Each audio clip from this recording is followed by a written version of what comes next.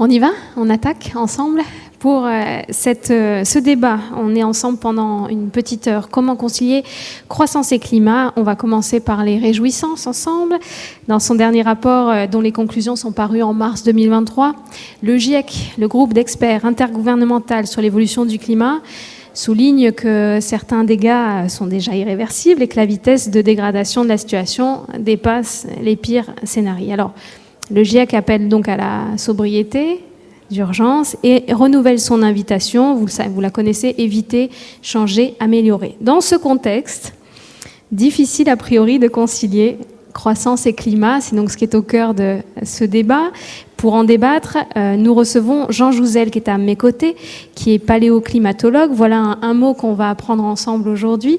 Un paléoclimatologue explore ce qui, dans l'environnement, garde en mémoire les indices climatiques. Ça peut être les récifs coralliens, les carottes glaciaires. Est-ce que cette définition du CNRS est juste, Jean Jouzel ? Oui, bonjour. Bonjour Anna-Lou Brémondy. Et bonjour à Vincent. Bonjour à vous tous. Oui, c'est quoi? Effectivement, ce qui m'a intéressé, je me suis toujours intéressé à l'évolution passée de notre climat, à travers, effectivement, en premier lieu, les carottes de glace, mais aussi à partir d'autres archives climatiques. Et ce qui m'a toujours intéressé, je crois, c'est essayer de regarder dans cette évolution passée de notre climat, ce qui est pertinent vis-à-vis de son évolution future. Je vous donne simplement deux exemples. Bon, j'ai eu la chance de participer à la découverte du lien entre climat et effet de serre dans le passé. Ça, c'est à partir des carottes de glace de Vostok. Et on comprend bien que, finalement, de montrer, on est en 87, que, il y avait moins de gaz carbonique pendant les périodes glaciaires que pendant les périodes chaudes, mais aussi que les quantités de gaz carbonique que nous avions déjà à l'époque n'avaient jamais été rencontrées au cours des 150 000 dernières années, est pertinent vis-à-vis de l'évolution future de notre climat. Mesdames et messieurs, votre attention, s'il vous plaît.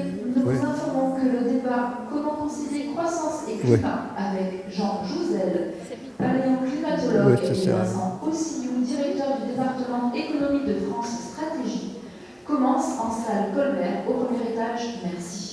Merci. Oui, le deuxième exemple, je ne vais pas être trop long, mais par exemple, disons quelques années plus tard, c'est la découverte de variations climatiques rapides. Et en fait, ça pose la question de la stabilité de notre climat dans un climat plus chaud. Donc c'est ça la démarche qui m'a intéressé. Je me suis beaucoup intéressé aussi à l'évolution future de notre climat, justement à travers les rapports du GIEC auxquels j'ai participé pendant une vingtaine d'années. Et puis... Voilà, j'ai été directeur de l'Institut Pierre-Simon-Laplace, là où effectivement se développent des modèles qui eux-mêmes sont utiles et nécessaires pour se projeter dans notre futur. Donc c'est tout ça ma carrière, c'est vraiment une expertise autour de l'évolution passée et future de notre climat, je dirais. Le GIEC, dont vous avez été membre actif, vous le disiez, vice-président aussi, et vous continuez de sensibiliser les publics à l'urgence d'accélérer en matière de transition écologique. Et pour débattre avec vous aujourd'hui, nous sommes avec Vincent Ossillou. Bonjour Vincent. Vous êtes directeur du département économie de France Stratégie. Alors France Stratégie, c'est une institution autonome qui est placée auprès de la Première ministre. Et vous contribuez à l'action publique, vous menez des analyses, vous faites des propositions pour éclairer les choix collectifs, que ce soit sur les enjeux sociaux, écologiques, économiques. Est-ce que c'est une bonne définition de votre action, France Stratégie ? Oui, tout à fait. Nous faisons également aussi des évaluations de politique publique et bien entendu, nous avons aussi une mission d'anticiper les grands enjeux pour le pays, justement. Oui. Alors, c'est vrai que quand on vous présente l'un à côté de l'autre, l'un face à face dans ce débat, on pourrait croire que il y a d'un côté l'intérêt du climat, de l'autre côté l'intérêt de l'économie, que les deux s'opposent. Et on va essayer de voir comment, au contraire, on peut les concilier. On va rentrer dans le vif du sujet, si vous le voulez bien. Jean Jouzel, est-ce que croissance et climat sont des termes antinomiques ? Alors, je vais répondre tout de suite à cette question finale.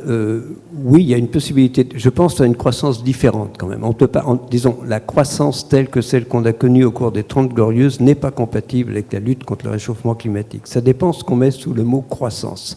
Si c'est vraiment une croissance continue et indéfinie du PIB, c'est peut-être pas si facile. Donc voilà un peu.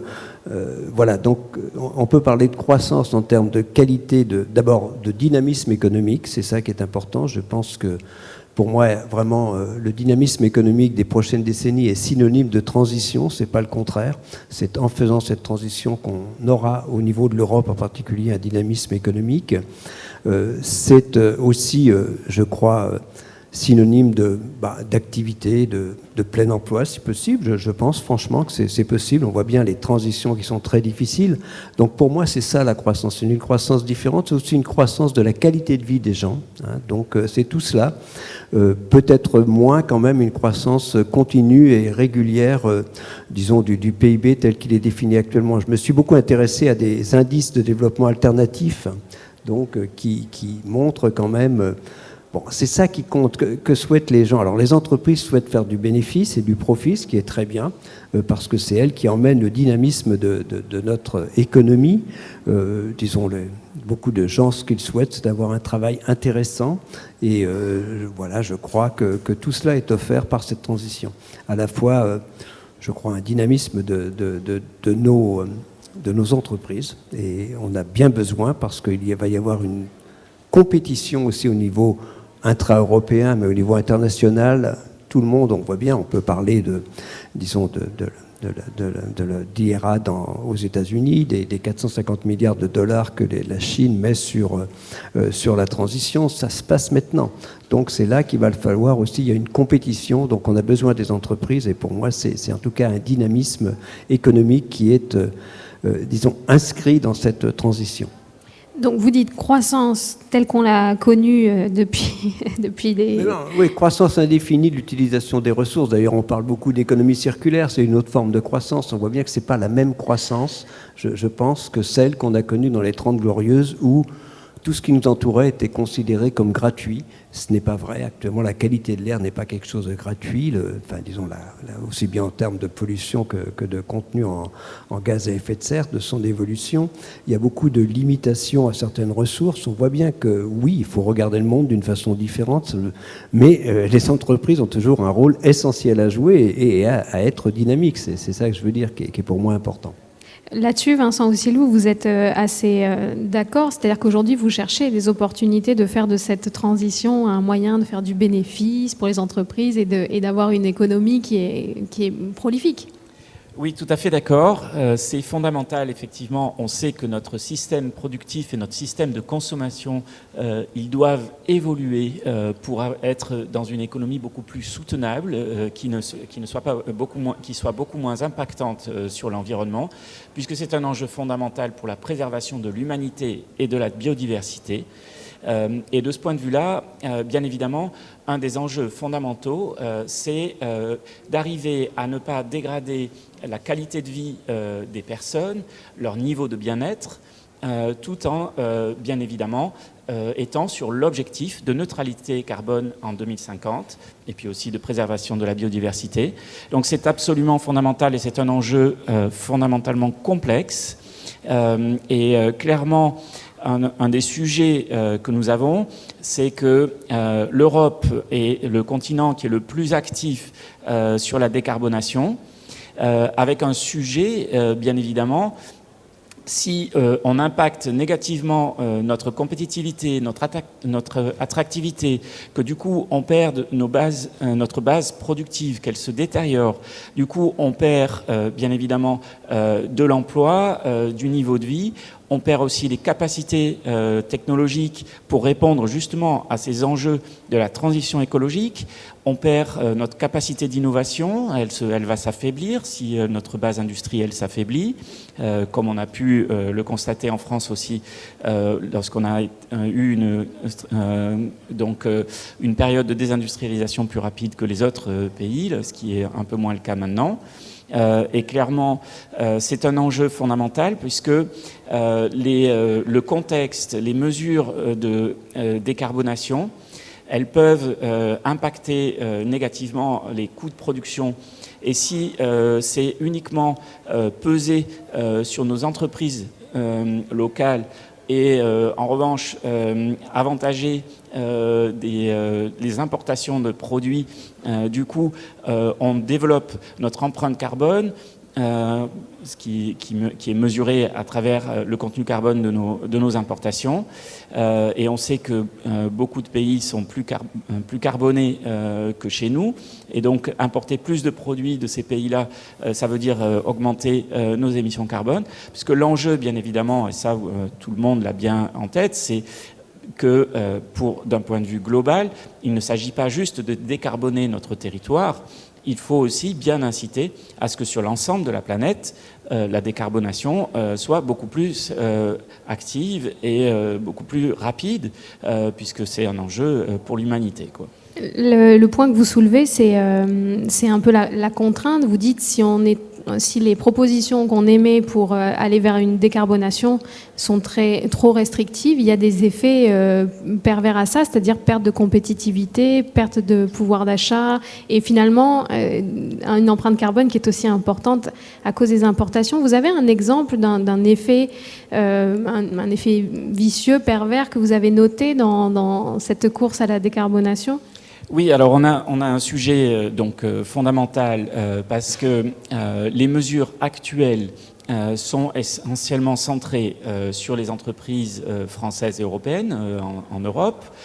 Par exemple, le système de quota carbone et même avec... Vous pouvez rappeler ce que c'est, quota carbone ? Donc c'est un système qui est fondé sur lequel les sites de production qui émettent du carbone doivent acheter des quotas et du coup c'est une sorte de taxation en quelque sorte pour inciter à décarboner. Donc c'est quand même un mécanisme d'incitation à décarbonation. On sait que du coup il est concentré essentiellement sur les productions locales puisque bien évidemment les produits jusqu'à présent, les produits importés n'ont pas à payer ce type de quotas et donc ça désavantage la production locale et du coup, si on augmente nos importations de produits en provenance de pays plus carbonés, on augmente notre empreinte et donc l'effet global sur le climat ne sera pas positif de ce point de vue-là. Alors, il y a la mise en place du mécanisme d'ajustement carbone aux frontières, mais le problème, c'est qu'il est ciblé sur des consommations intermédiaires, donc acier, aluminium, verre, engrais et électricité, et du coup, qu'il va faire monter les coûts de production de certains secteurs, de certaines industries en aval. Du coup, il risque d'y avoir une incitation à ce que des productions se localisent plutôt hors d'Europe et qu'on perde la base industrielle. Par exemple, sur le secteur automobile, puisque le mécanisme d'ajustement carbone aux frontières n'est pas sur l'importation d'automobiles, mais c'est sur l'importation d'acier, etc., d'aluminium, d'engrais, d'électricité et de verre. Du coup, il y a un risque que des entreprises choisissent d'aller plutôt localiser des sites de production hors d'Europe, puisque là-bas, les consommations intermédiaires seront moins chères, puisqu'en plus, il y a des effets. On sait que quand on fait monter les prix sur le marché européen, ça va avoir des effets sur les salaires, puisqu'il y a des mécanismes quand même, alors pas nécessairement d'alignement, mais il y a quand même un cercle vicieux entre hausse des prix, hausse des salaires, et puis les hausses des salaires entraînent la hausse des prix. Et donc ça peut plomber très sérieusement notre compétitivité. Clairement, on a eu en France une trajectoire comme ça au début des années 2000 où... en particulier, la hausse des coûts, y compris dans les secteurs qui sont non exposés à la concurrence internationale, impacte en fait les secteurs exposés à la concurrence internationale, puisque ils utilisent la production de ces secteurs dans leur consommation intermédiaire. Et il y a beaucoup de prestations, par exemple des secteurs des services qui vont en direction des entreprises industrielles. Et si ces prestations deviennent beaucoup plus chères, ça nous plombe en termes de compétitivité et d'attractivité. Et lorsqu'on dégrade notre base industrielle, comme je disais, clairement, on rentre dans un cercle vicieux parce qu'à la fois, on aura moins de capacités technologiques, moins d'innovation, et en plus, notre croissance va se dégrader, donc l'emploi va se dégrader, et donc du coup, ça va dégrader les finances publiques. Et du coup, on sait qu'on a un enjeu fondamental d'augmenter les investissements publics dans la décarbonation, notamment pour les infrastructures.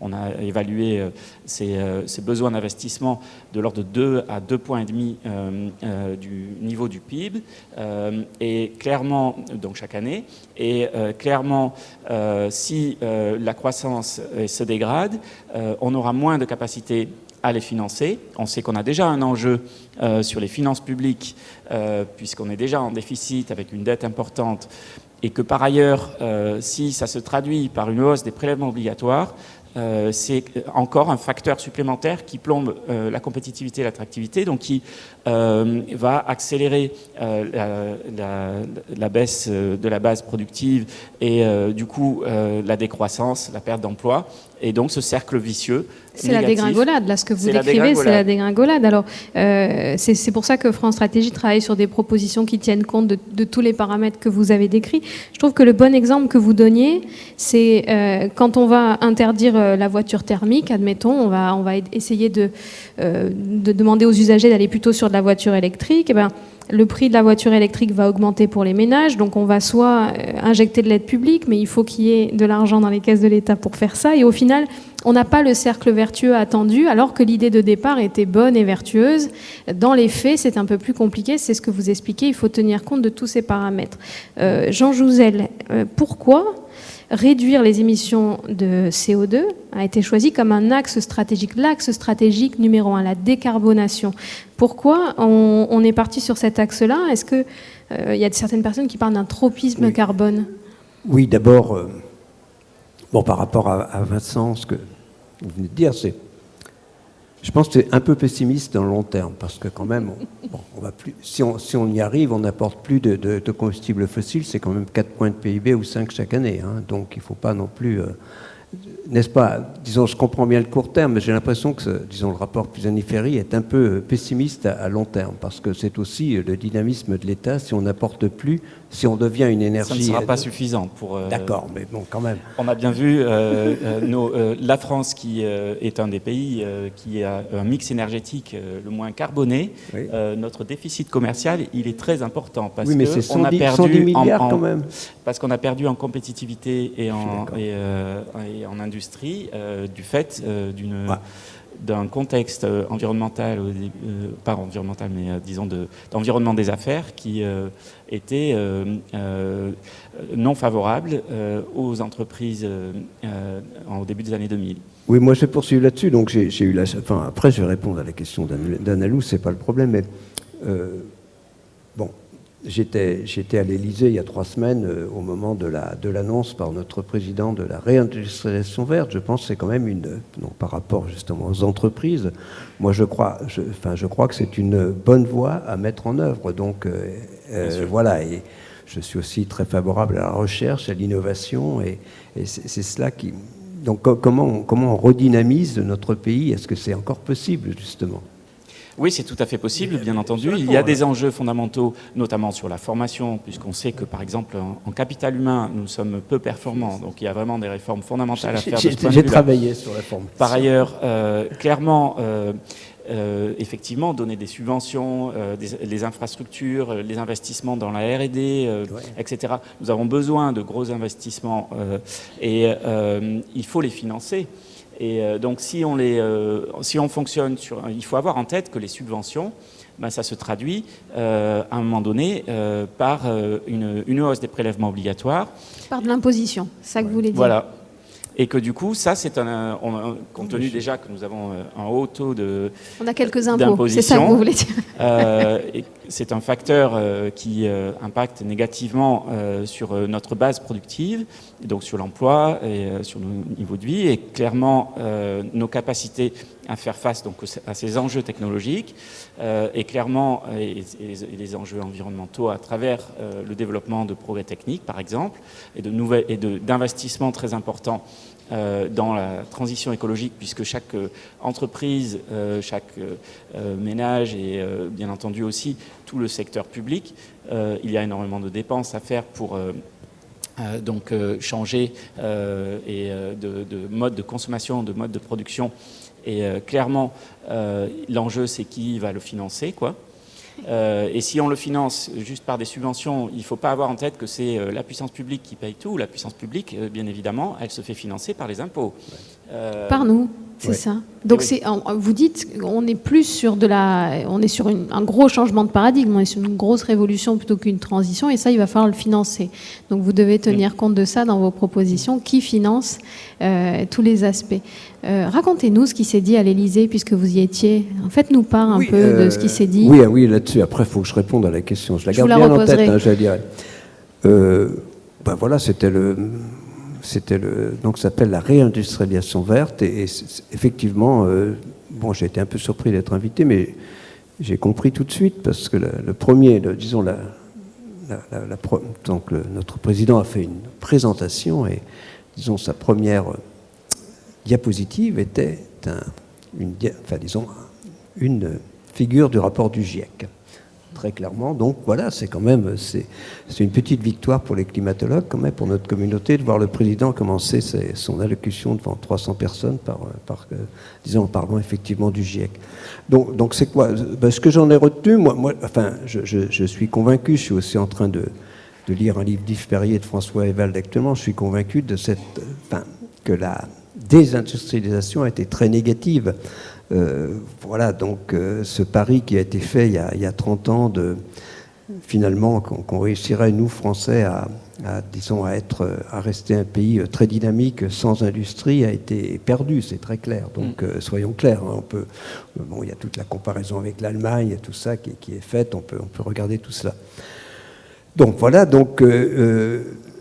le président a dit qu'il y aurait des annonces. C'est plutôt, je ne sais pas, dans les jours qui venaient. Alors, je ne sais pas s'il y a eu vraiment des annonces depuis ces 3 semaines. Je n'en suis pas très sûr qu'il y ait eu des annonces très marquantes par rapport à la réindustrialisation. C'était promis, on aura des annonces dans les jours qui viennent. Mais donc, je ne sais pas. Il y a eu quelques annonces, oui, mais voilà.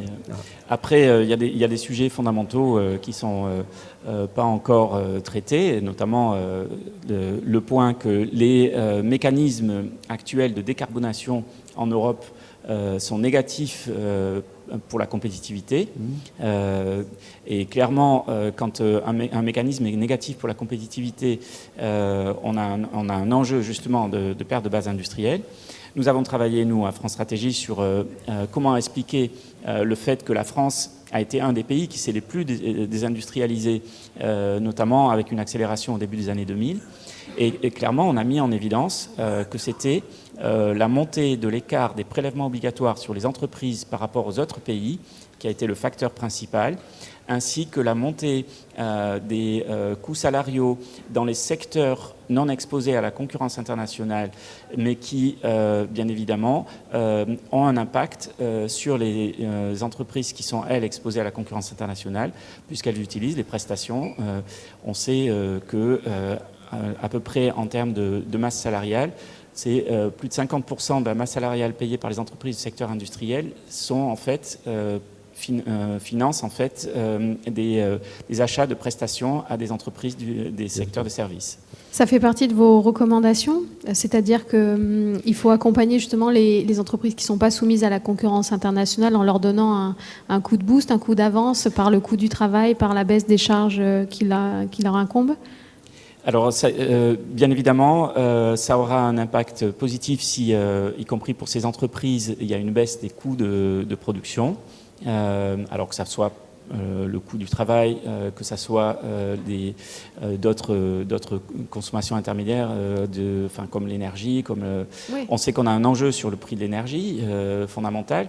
Et bien évidemment, quand le secteur des transports, quand le secteur du bâtiment, tout ça, les prix montent, bien évidemment, ça impacte les secteurs industriels. Et les autres entreprises, celles qui sont soumises à la concurrence internationale, qu'est-ce qu'on fait pour elles ? Justement, alors là-dessus, ce qui est important pour la transition vers la neutralité carbone, c'est d'avoir une mesure qui rentabilise bien les investissements dans la décarbonation des entreprises, qui oriente bien la demande des consommateurs vers des produits moins carbonés. Et de ce point de vue-là, il faut avoir en tête que souvent, on dit qu'on met en place des normes et que ça serait moins coûteux. En réalité, les normes, en faisant monter à la fois les coûts de production des entreprises, en faisant monter les prix des biens et des services, bien évidemment, comme les normes ne ramènent pas des recettes à la puissance publique, quand elle doit compenser, par exemple pour la hausse des prix des voitures électriques, pour bien évidemment tous les investissements que les producteurs d'automobiles doivent faire pour passer à la voiture électrique, clairement ça coûte beaucoup d'argent public et donc in fine ça se traduit par une hausse des impôts. Avec en plus, si la dette continue à augmenter, à un moment donné, un risque de crise financière, quoi. C'est vrai qu'il est un peu pessimiste. Vous avez raison, hein ? Oui. Oui. Pardon, excusez-moi. Ah non, c'est pas du pessimisme, c'est du réalisme. Si c'était juste du pessimisme, ça veut dire que du coup, dans les années 2000, la France n'est pas passée de l'excédent commercial à un gros déficit commercial. Elle n'a pas perdu beaucoup d'emplois dans l'industrie. Elle n'a pas beaucoup perdu de points de croissance. Ce scénario-là, on n'y croit pas, il n'est pas réel. Si dans 15 ans, on se retourne et on dit ah mince, mais ce qu'on a fait au début des années 2020 qui a plombé la compétitivité de nos entreprises et qui n'ont pas fait porter sur nos produits importés les mêmes exigences en termes de décarbonation, on aura une base industrielle qui se sera encore plus dégradée, un niveau de vie qui se sera dégradé, une croissance. Donc là, on aura une croissance plus faible et une décarbonation plus faible parce que notre empreinte carbone aura pu augmenter. Parce que même si on fait baisser nos émissions, et notamment baisser notre base industrielle, ça fait baisser nos émissions, mais clairement, si on importe de plus en plus des produits venant de pays carbonés, les émissions de notre système économique, du coup, augmentent. Et au niveau de la planète, bien évidemment, on sait que pour le climat, c'est la catastrophe. Bien sûr. Et donc là-dessus... contrairement à ce que certains peuvent penser, le système IRA américain, qui est plus sur les subventions et des mesures protectionnistes, ça a des effets pervers aussi. Clairement, sur les subventions, comme on l'a dit, ça, à un moment donné, se traduit par des hausses de prélèvements obligatoires et donc une perte de compétitivité aussi, puisque les subventions ne génèrent pas autant d'effets positifs de recettes publiques et du coup, il faut compenser par des prélèvements obligatoires, quoi. De ce point de vue-là,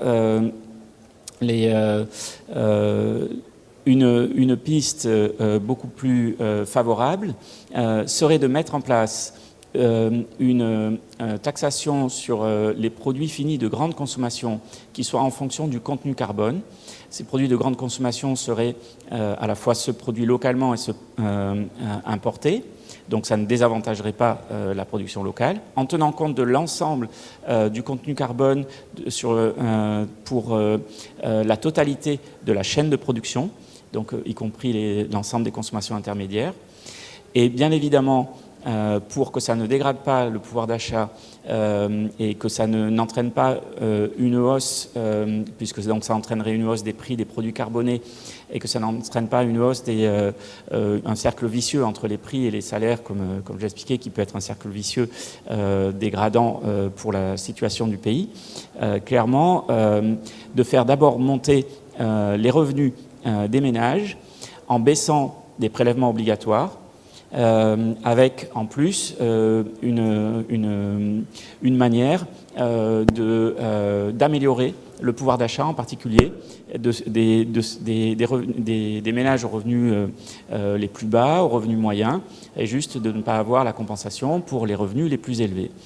La solution que vous proposez, donc une sorte d'étiquetage carbone, l'idée c'est que le vendeur paye une taxe sur le produit fini, plus c'est carboné, plus ça lui coûte cher, donc plus il va le vendre cher, et donc les consommateurs, l'usager final, le consommateur, va être incité à acheter des produits qui sont faiblement carbonés, puisqu'ils seront moins chers. Comment on peut faire ça ?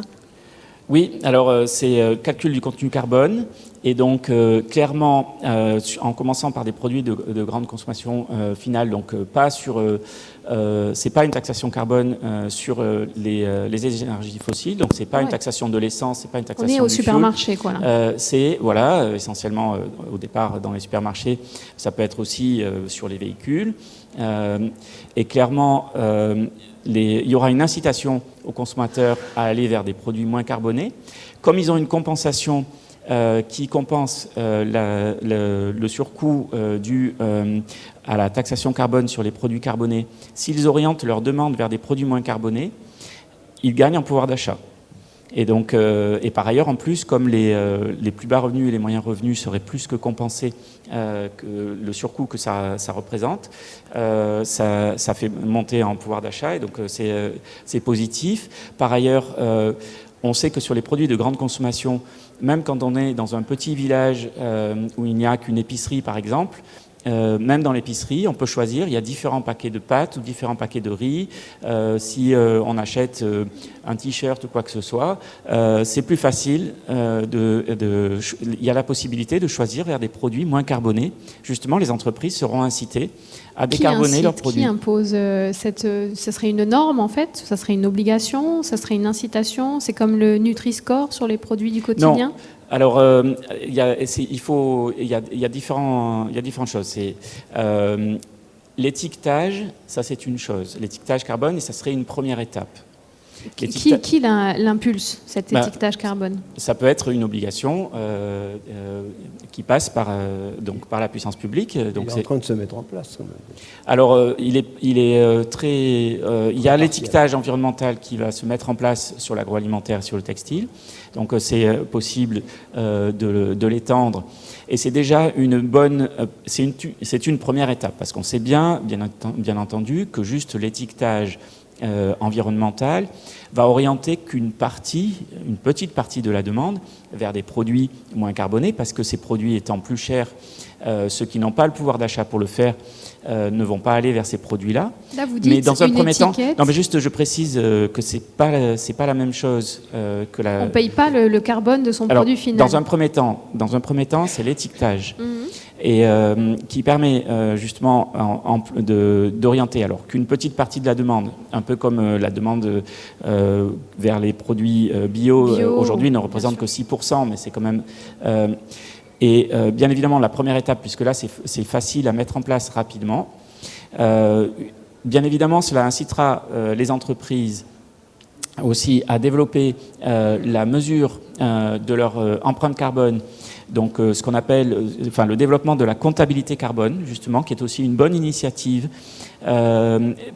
pour argumenter par rapport aux bases de données qui permettent de calculer l'étiquetage carbone, que leur production est moins carbonée, que leurs achats de consommation intermédiaire, etc., sont moins carbonés.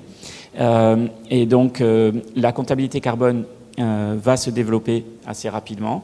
Et ça, on sait que c'est aussi un dispositif nécessaire parce que, par exemple, quand la puissance publique investit dans la décarbonation ou quand les entreprises investissent dans la décarbonation, s'il n'y a pas une bonne mesure des impacts sur justement la décarbonation, il y a beaucoup de dépenses qui sont faites avec très peu d'efficacité en termes de décarbonation, de moindre consommation d'énergie, etc. Et donc là, le développement de la comptabilité carbone permettrait que dans notre système économique, qui ne doit pas se fonder juste sur une comptabilité financière, mais également, bien évidemment, sur la prise en compte des impacts environnementaux. Et donc avoir cette double comptabilité, d'autant plus que la puissance publique peut aider en mettant en place des logiciels qui permettent aux comptables en fait, de faire un calcul très simple en faisant sans perdre plus de temps que de faire le tableau financier et de faire en parallèle le tableau du contenu carbone. Et donc ça se généraliserait.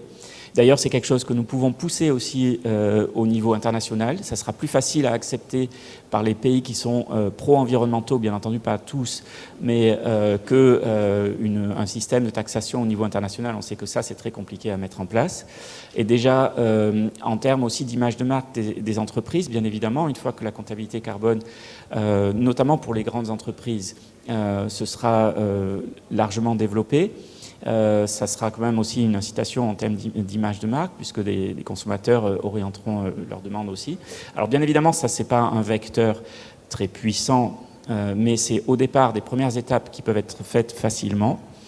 Et ensuite, une fois que ça s'est mis en place, on a les éléments objectifs pour la mise en place d'une taxation d'une base fiscale, donc qui est le contenu carbone des différents produits.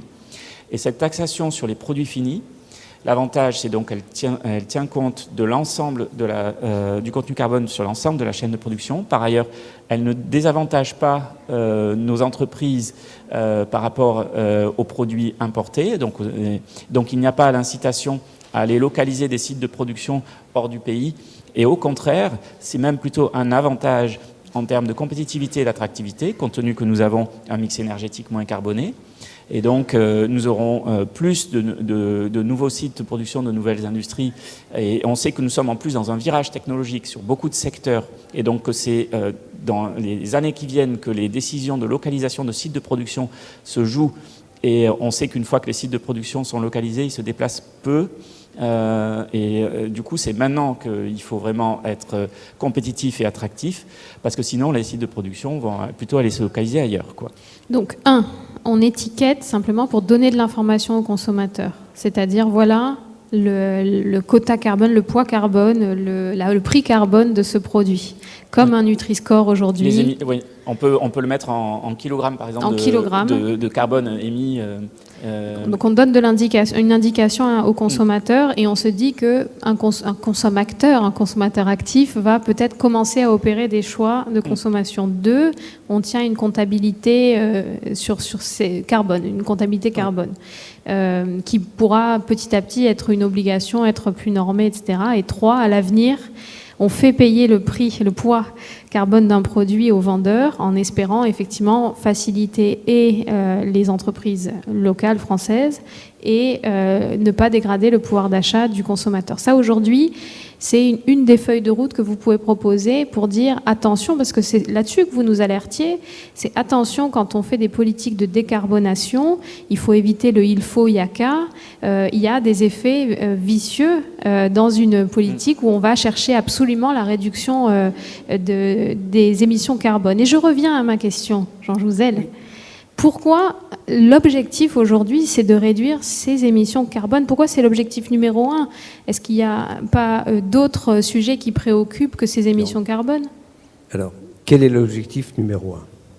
L'objectif numéro 1, c'est de limiter le réchauffement climatique de façon à ce que les jeunes d'aujourd'hui puissent s'y adapter sans trop de difficultés dans la deuxième partie de ce siècle et au-delà. C'est ça l'objectif numéro 1 de nos sociétés. Le réchauffement climatique est inéluctable, il faut le limiter. Où en sommes-nous? Donc, voilà. Donc, en gros, l'accord de Paris, eh bien, voilà, disons, l'idée que si on limitait le réchauffement climatique bien en deçà de 2 degrés, eh bien, on atteindrait cet objectif. Grosso modo, il y a une capacité d'adaptation, ça serait possible. Voilà. Il y a eu des pays vulnérables, les plus vulnérables, qui se sont dit quand même 2 degrés, c'est déjà beaucoup. On commence déjà à avoir des effets de réchauffement climatique qui sont bien réels dans certains pays. Et ces pays ont demandé à ce qu'on regarde ce que serait un climat à 1,5 degré, si on réussissait à limiter à 1,5 degré. Ou à y revenir, parce qu'on va dépasser cette moyenne, hein, c'est clair. Et le diagnostic est sans appel. C'est-à-dire que pour les jeunes d'aujourd'hui, il serait plus facile de s'adapter à 1,5 degré qu'à 2 degrés, qu'à 3 et qu'à 4. Hein. Disons, chaque dixième de degré compte, c'est très clair.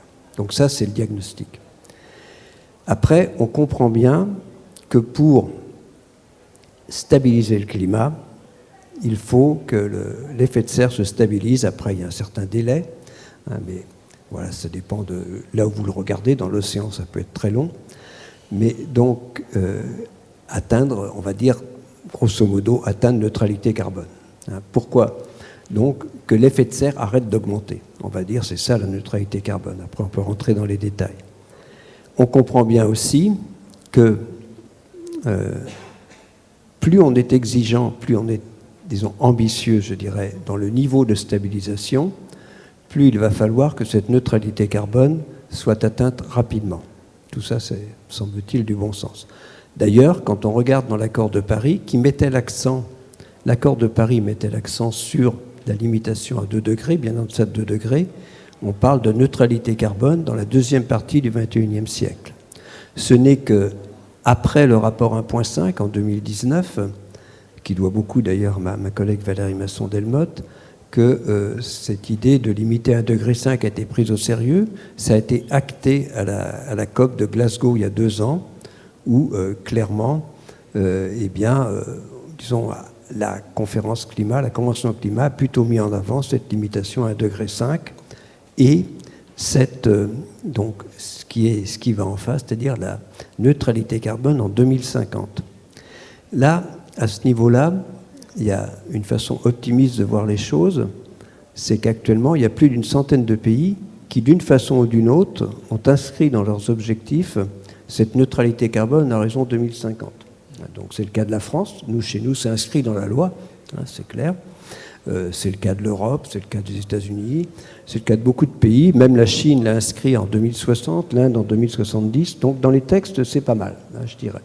Le problème actuellement, c'est qu'il y a un énorme fossé entre ce qui est dans les textes et la réalité. Même si certains pays n'ont pas affiché. Hein, la Russie n'a pas affiché, par exemple.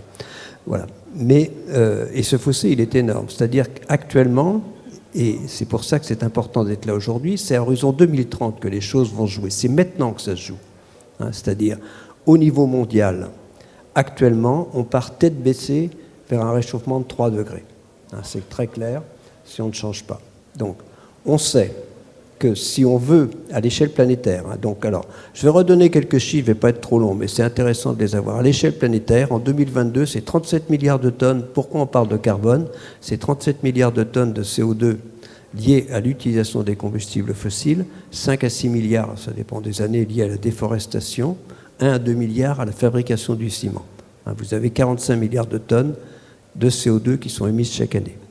Et on y ajoute à peu près 15 milliards d'équivalent CO2 pour les autres gaz à effet de serre. Ça, il faut avoir ces chiffres en tête. Donc, voilà, c'est ça qui est... Donc, actuellement, on sait que d'ici 2030, il faudrait, disons, pratiquement diviser par 2, enfin, disons, par rapport à ce vers quoi nous allons, il faudrait 2 fois moins que ce vers quoi nous allons d'émissions en 2030 pour avoir des chances de rester sur une trajectoire 1.5. On va vers 3 degrés. Donc c'est maintenant que ça se joue. On peut parler de 2050, moi je préfère parler de 2030. Et d'ailleurs, l'ambition est là, puisqu'elle est affichée au niveau de l'Europe, moins 55%, ça va se traduire en France probablement par moins 50%. Alors ça, c'est par rapport à 90. Nonobstant, même si c'est par rapport à 90, si vous prenez les chiffres du Haut Conseil pour le climat, c'est de l'ordre de 5%. Il faudrait diminuer de 5% chaque année nos émissions d'ici 2030 pour tenir ce qu'on a inscrit dans la loi. Hein. Je ne suis pas révolutionnaire du tout, mais c'est des chiffres qu'il faut bien avoir en tête. Vous voyez bien, c'est pas, je veux dire, ce que je veux simplement dire, c'est que ce ne sont pas des modifications à la marge. C'est profondément un mode de fonctionnement de nos sociétés qui doit être modifié. Et les entreprises doivent y participer. C'est ce que je vous invite à faire. C'est ça que je veux dire. Et bon, je vais me faire mal voir, mais il ne faut pas avoir qu'un œil d'économiste.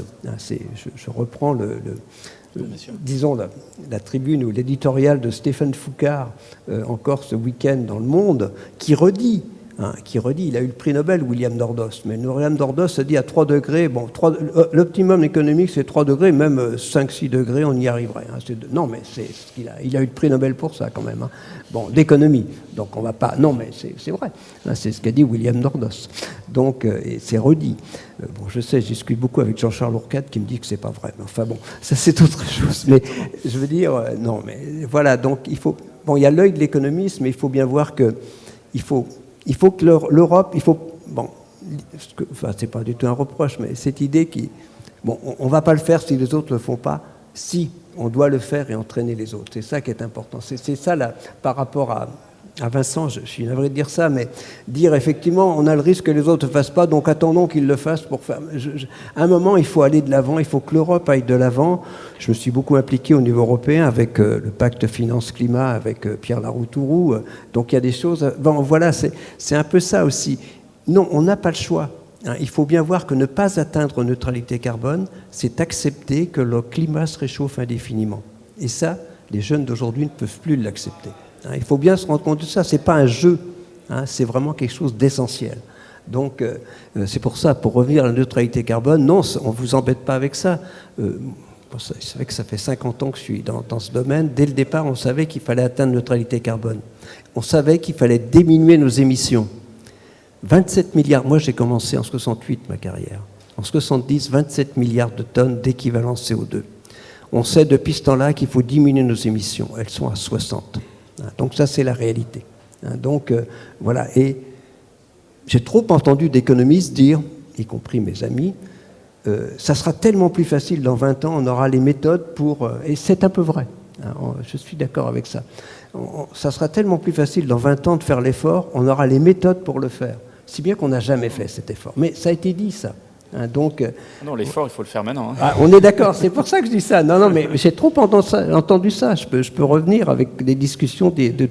Bon, voilà, j'ai vécu toute cette montée en puissance du problème climatique. Et j'ai entendu ça, y compris Nordos, y compris les gens qui disent oui, ça sera plus facile. Ce qui est vrai. Par exemple, le renouvelable n'était pas développé il y a 20 ans. Donc il y a un changement, donc c'est un peu vrai. Mais voilà, mon message, je ne veux pas être trop long avec ça, mais c'est que c'est maintenant que ça se passe. C'est inscrit dans la loi. Alors on peut dire la loi, voilà, on peut s'accommoder avec la loi et les objectifs de la loi, mais voilà, moi j'imagine, alors par rapport à ce qui nous intéresse aujourd'hui, je pense qu'il y va du dynamisme de l'Europe, de la France, et j'étais très heureux d'être, voilà, j'étais très heureux d'entendre cette idée de réindustrialisation, je le dis franchement, ça. Donc, je veux dire, il faut absolument réindustrialiser. Disons, la délocalisation est complètement orthogonale par rapport à la lutte contre le réchauffement climatique. C'est très clair, tellement, bon, je répète des choses qui sont là, mais voilà, c'est le message. Et il y a des opportunités. Alors, moi, je suis, enfin, là où je suis d'accord avec le rapport Pudani-Ferry et tous les autres, c'est que c'est la transition qui est difficile. Donc c'est là qu'il faut que l'État soit actif. C'est maintenant que c'est difficile. Donc, mais une fois que ça sera parti, une fois qu'il y aura un dynamisme créé dans la transition, je crois au développement économique. Alors après, si on parle croissance de PIB, je suis un peu plus sceptique. C'est ça que je veux dire. Mais voilà, donc, mais c'est pour ça que c'est maintenant que l'État a un rôle à jouer très important. Mais j'espère qu'il va le jouer, et peut-être avec l'espoir qu'effectivement, c'est le cas du renouvelable. Je vais simplement vous citer un exemple, parce que voilà, ça me passionne depuis tout le temps. Je me suis occupé du Grenelle d'environnement avec Nicolas Stern, et voilà, et donc qui disait déjà que si on ne faisait rien, ça coûterait plus cher que si on faisait quelque chose, et il n'avait pas tort. Donc voilà, j'ai été au CESE, par exemple, je suis invité vendredi, je ne pourrais pas y aller à cette inauguration de Renaud Muselier à parler, parce que je me souviens de Philippe Villan, un de ses promoteurs de ces éoliennes flottantes, qui est venu chez moi il y a 7-8 ans et que j'ai soutenu à ce moment-là. Voilà, donc... donc, c'est vraiment maintenant qu'il faut y aller, et c'est ma conviction. Et voilà, je pense que l'exemple que je vais donner, c'est aussi qu'il faut prendre des risques. J'ai terminé là-dessus. Disons, dans ma Bretagne natale, voilà, il y a les poulets de Janzé, il y a une centaine de producteurs. Ils se sont équipés de trackers. Vous voyez, ces panneaux solaires, enfin, disons, sur tracker, ça fait 120 mètres carrés de panneaux solaires. Pourquoi je donne la beauté de l'histoire ? Eh bien, parce qu'ils ont fait ces investissements, ils ont décidé ces investissements il y a 3 ans, alors que l'électricité n'était pas chère. Et on a inauguré ces trackers il y a 2 mois, à un moment où l'électricité avait été multipliée par 3. Donc allez-y, c'est ça je veux dire, il y aura aussi des opportunités qui vont se créer. Je peux vous donner des exemples, voilà, comme ça. Donc à un moment, il faut aussi prendre cette transition à bras-le-corps. Je pense que c'est la seule façon pour les entreprises d'aller de l'avant. C'est pas trop tard et chaque premier pas compte. Bah, chaque secteur, c'est différent. On va pas, bien sûr. Alors l'État, est-ce que l'État est décidé à aller dans cette transition? C'est ce que vous expliquiez, ça fait partie des sujets sur lesquels vous planchez, avec plusieurs paramètres dont il faut tenir compte. C'est quoi une bonne solution? À quoi ça ressemble une bonne solution? Alors déjà, pour répondre aussi à un des points, c'est l'enjeu fondamental de la décarbonation, mais on sait bien aussi l'enjeu fondamental de la préservation de la biodiversité. La biodiversité, et, exactement. Clairement, par exemple, une taxation environnementale sur les produits finis qui évoluerait en quelques années du contenu carbone pour prendre en compte l'impact sur la biodiversité, puisque aujourd'hui ça serait difficile à mettre en place, puisqu'il n'y a encore pas de consensus entre scientifiques sur tous les impacts sur la biodiversité de chaque élément, quoi. Mais ça peut être élaboré justement comme ça a été fait pour le carbone, quoi. Donc clairement, c'est un enjeu fondamental. C'est qu'on ne désincite pas à produire en Europe plutôt que et que du coup avec les délocalisations augmenter notre empreinte. Donc ça, il faut bien avoir en tête quand on discute des différentes mesures à mettre en place. Et aujourd'hui, le dispositif actuel là-dessus impacte négativement la compétitivité, et donc peut se traduire par une empreinte carbone qui va augmenter, quoi. Donc un résultat négatif de ce point de vue-là. Et clairement, l'enjeu, on sait que le levier principal que nous avons pour inciter les autres pays sur la planète à décarboner, c'est l'importance du marché unique européen. Et si leurs produits sont désavantagés sur le marché européen parce qu'ils seraient plus carbonés avec plus d'impact environnemental, clairement, ils seront incités quand même à décarboner. Alors bien évidemment, au départ, ils orienteraient leur production moins carbonée vers le marché européen, mais on sait quand même que ça en aurait une influence parce que des chaînes de production, par exemple en Chine, sur des véhicules, il n'y a pas des chaînes, c'est pas nécessairement chaque fois des chaînes spécifiques pour le marché européen. Et donc, s'ils veulent décarboner la chaîne de production pour les voitures qui partent, ça impactera aussi la décarbonation pour les voitures qui vendent sur leur marché et dans d'autres pays. Et par ailleurs, d'autres pays sont encore plus dépendants du marché européen. Ça aura une influence forte. D'ailleurs, une mesure de ce type, en plus, l'avantage, c'est qu'on peut la mettre d'abord en place au niveau national, puisque c'est une taxe intérieure. Donc, ça n'est pas comme une taxe à la frontière, où là, c'est une obligation de mettre au niveau européen. Et par ailleurs, ça génère moins de risques de rétorsion commerciale, parce que ça n'est pas une taxe à la frontière, justement. C'est une taxe intérieure qui traite de la même manière les produits locaux et les produits importés, sur la base d'un critère objectif. Et clairement, on sait que si la France le met en place, on sait qu'on a quand même des partenaires au sein de l'Union européenne qui sont finalement moins actifs sur la décarbonation. Et compte tenu de l'importance du marché français, ça les incitera quand même à bouger de ce point de vue-là. Et du coup, ça peut se diffuser au niveau européen en quelques années. Et lorsque ça sera mis en place au niveau européen, ça aura une influence très forte pour l'ensemble des pays sur la planète. Et d'autres qui seront, comme par exemple le Canada ou autres, qui sont très actifs sur la décarbonation, pour reprendre ce type de mécanisme. Par ailleurs, alors, pour le point qui a été évoqué, nous avons un enjeu fondamental. Il faut accélérer, aller 3 fois plus vite en termes de décarbonation sur la décennie qui vient, la décennie 2020, par rapport aux 3 dernières décennies. Donc c'est un enjeu fondamental d'aller beaucoup plus vite. Alors, bien évidemment, cet enjeu fondamental, c'est que la demande s'oriente vers les produits moins carbonés, que du coup ça rentabilise beaucoup mieux les investissements dans la décarbonation par les entreprises privées. Et si c'est le cas, parce qu'aujourd'hui, le gros enjeu que nous avons, c'est que, bien évidemment, nous demandons aux entreprises privées de faire des investissements dans la décarbonation. Mais comme ils ne sont pas, ils coûtent cher et ils ne sont pas rentables par rapport à leurs concurrents étrangers qui, eux, vont bénéficier lorsque le prix du pétrole s'effondre ou le prix du charbon s'effondre, il y a un risque que nos entreprises, du coup, soient plus compétitives et se fassent éliminer par leurs concurrents hors du marché européen qui n'auront pas fait ces investissements, quoi. Et ça, ça serait un scénario catastrophe, bien évidemment, parce que du coup, l'économie mondiale la plus décarbonée, si elle s'effondre et qu'en revanche, des économies plus carbonées, elles, en tirent avantage, quoi, ça serait bien évidemment un scénario catastrophe.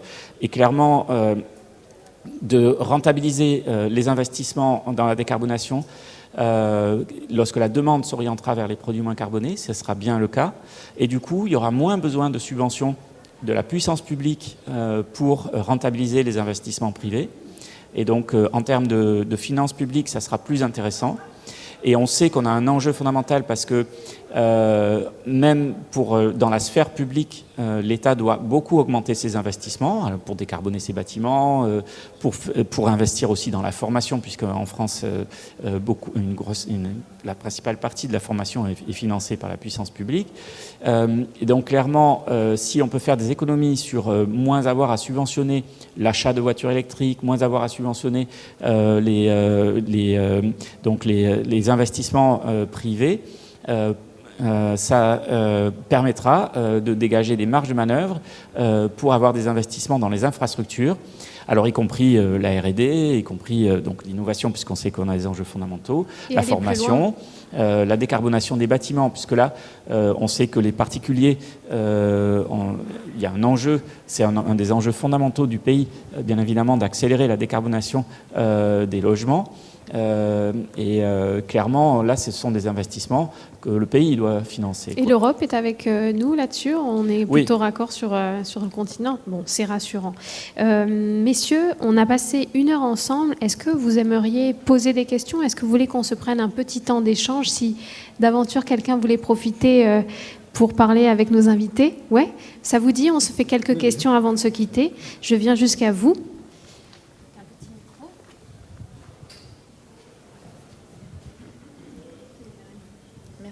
J'avais une question à M. Ossiou sur le mécanisme de compensation. Je n'ai pas bien compris la compensation pour le consommateur qui n'a pas beaucoup d'argent, en fait.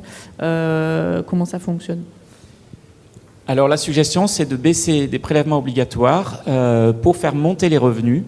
Par exemple, baisser les cotisations salariales, c'est-à-dire les cotisations payées par les salariés, donc leur faire monter le revenu net. Et avec en plus une compensation plus importante pour les bas revenus et les revenus moyens par rapport aux revenus.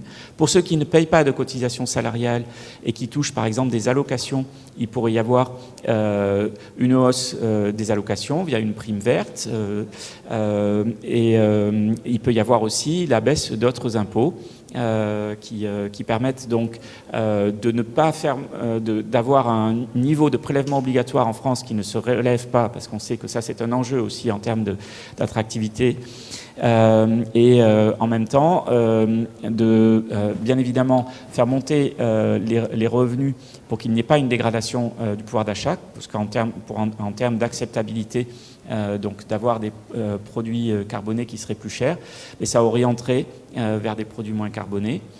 Donc de ce point de vue-là, de commencer d'abord par faire monter les revenus par une baisse des taxes, donc ça serait plus favorable.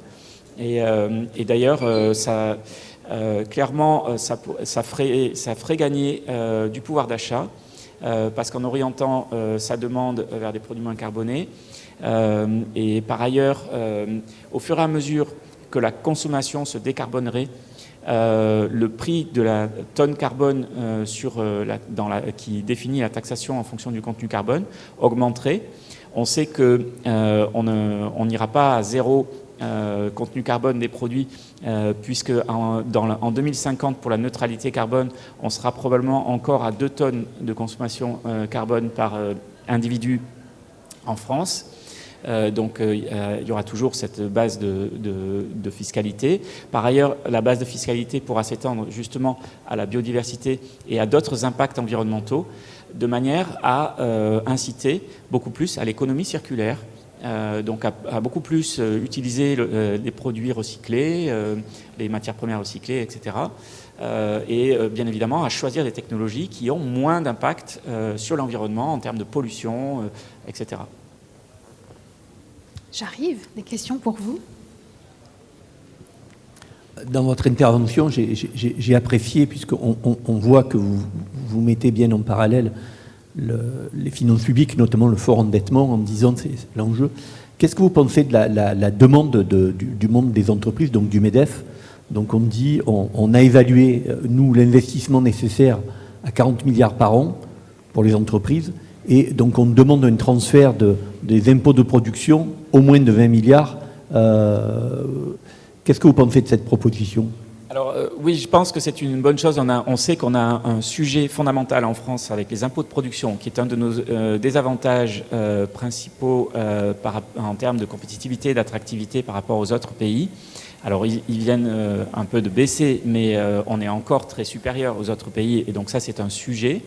Et donc clairement, justement, le système qui permettrait, par la taxation sur les produits finis, qui permettrait d'améliorer la compétitivité et l'attractivité, générerait plus d'emplois et donc plus de recettes publiques.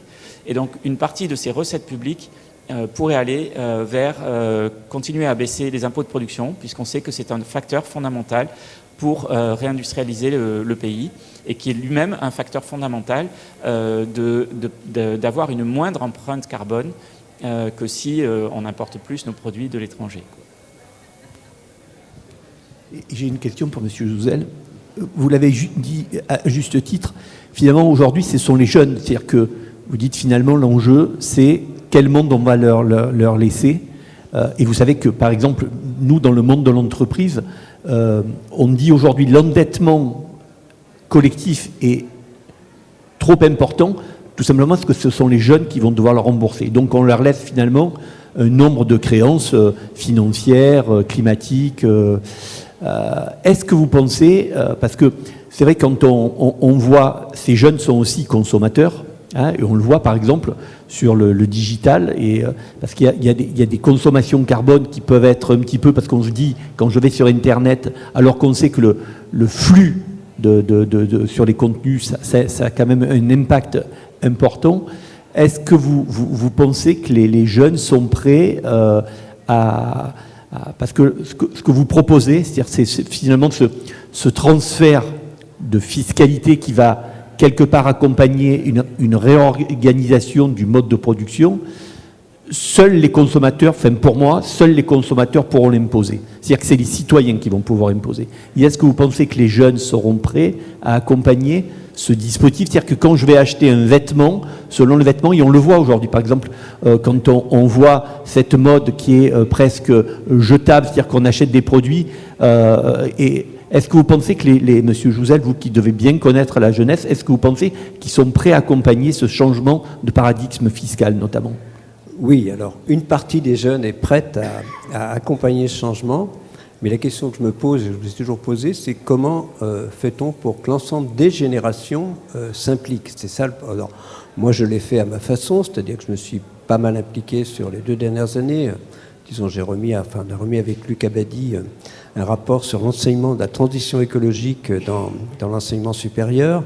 Et d'ailleurs, on parle aussi de l'enseignement tout au long de la vie, et dans ce rapport, on invite les entreprises à prendre aussi cette formation, disons, à bras-le-corps.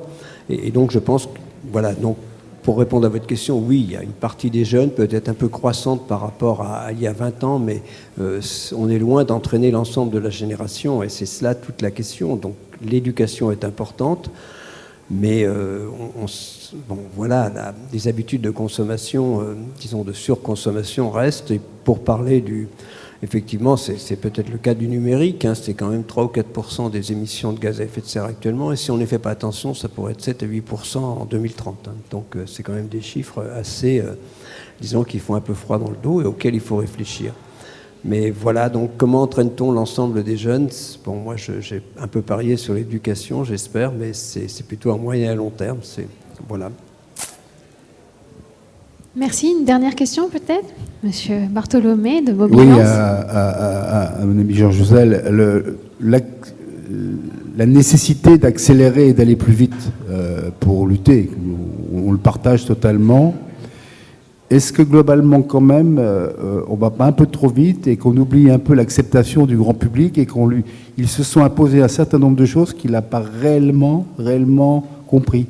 C'est un sujet important, alors, je crois. Alors, bon, je crois qu'on a échangé là-dessus. Alors, vous me dites on va un peu trop vite, je dis on part un peu trop tard. Donc, voilà. Donc, il aurait fallu effectivement, je le pense sincèrement, que le message de la communauté scientifique soit pris au sérieux. Disons, ça l'a été au niveau international, protocole de Kyoto et tout cela, mais la réalité, c'est que les émissions n'ont pas arrêté d'augmenter. Bon, je voudrais terminer sur une note d'optimiste, donc par rapport à cette transition. Ce fait que je suis impliqué, donc je suis membre de l'Institut de finances durables, hein, que Bruno Le Maire a invité Yves Perrier à mettre sur pied. Et l'objectif, alors il y a des estimations des coûts de la transition, on en a parlé, mais donc l'objectif de cet Institut de finances durables, un des objectifs qui lui est assigné, on n'est pas les seuls à le faire, c'est effectivement de faire des propositions de financement. Et ce qui la note d'optimisme, c'est que le constat, mais il est fait par tout le monde, c'est que finalement l'argent est là. L'épargne est très importante en France, on parle de 3 000 milliards. Et c'est largement suffisant. C'est aussi un problème d'orienter l'épargne vers, et c'est cela qu'il faut faire. Il n'y a pas que les jeunes, d'orienter l'épargne, y compris de ma génération, vers effectivement des objectifs de développement durable. Le constat, c'est que, pour revenir, on va terminer sur l'entreprise, c'est qu'on manque plutôt de projets que d'argent. Mais ça, c'est le constat qu'on fait. Peut-être que Vincent ne sera pas... Tu peux, mais si voilà, je suis d'accord, voilà un petit peu, c'est le constat qu'on fait dans cet Institut de finances durables dans lequel je suis impliqué. Voilà, donc... Voilà, il faut quand même voir qu'on pourrait réussir si on en fait un objectif national, ce qui semble être le cas dans le cadre de cette loi de la réindustrialisation. On a quand même les moyens de réussir, de le réussir collectivement. C'est ça que je veux dire. Il faut pas être trop pessimiste. Oui, c'est pour ça que l'enjeu, c'est vraiment de rentabiliser les investissements dans la décarbonation, parce que lorsqu'ils sont rentables, bien évidemment, à la fois les particuliers et les entreprises vont chercher des financements pour pouvoir se les financer, puisqu'après, ils ont un retour positif sur investissement. En revanche, s'ils ne sont pas rentables, même avec des financements, en mobilisant notre épargne pour les financer, ils ne vont pas faire ces choix. Et c'est ça vraiment l'enjeu, c'est d'avoir une tarification carbone qui soit performante et qui ne plombe pas du coup la production locale et donc le niveau de vie des gens. Ouais. Je crois que le message est bien passé. Merci. Messieurs pour vos interventions. Je pense qu'on peut les applaudir. Merci à vous tous. Pour leur expertise. Merci Annalou, merci à vous. C'est moi qui vous remercie. Au final, on les a mis d'accord. On n'était pas d'accord que ça dans ce débat. Effectivement, une croissance plus vertueuse est tout à fait compatible avec une protection du climat. Il faut changer maintenant, c'est maintenant, vous l'aurez compris, et chaque petit pas compte. Nous, on va continuer les échanges aujourd'hui avant le déjeuner. On va avoir une conversation avec Francis Bartholomé, qui est là au premier rang, sur la mobilité. Alors, cette mobilité durable, est-ce que c'est un vœu pieux? Est-ce que c'est un horizon qui est possible? Si le sujet vous intéresse, on attaque dans 5 petites minutes dans cette même salle. Et puis, peut-être qu'on peut vous retrouver sur la journée pour échanger plus amplement avec vous. Oui, absolument. Je serais intéressé à échanger avec vous justement sur cette proposition parce que une précision, ça n'est pas encore quelque chose qui est acté par le gouvernement et justement, c'est quelque chose dont nous pourrions discuter pour voir en termes si vous confirmez l'intérêt ou bien si vous proposez d'autres propositions qui auraient ces mêmes effets positifs. Vous faites remonter. Donc je suis intéressé à en discuter avec ceux qui sont là. Où est-ce qu'on peut vous retrouver aujourd'hui? Vous serez ici, oui, je serai à là, l'étage? Oui, je serai là dans l'après-midi. Et puis après, pour ceux qui souhaitent, je peux échanger à une autre occasion. On peut se faire des discussions. Merci beaucoup, messieurs. Merci.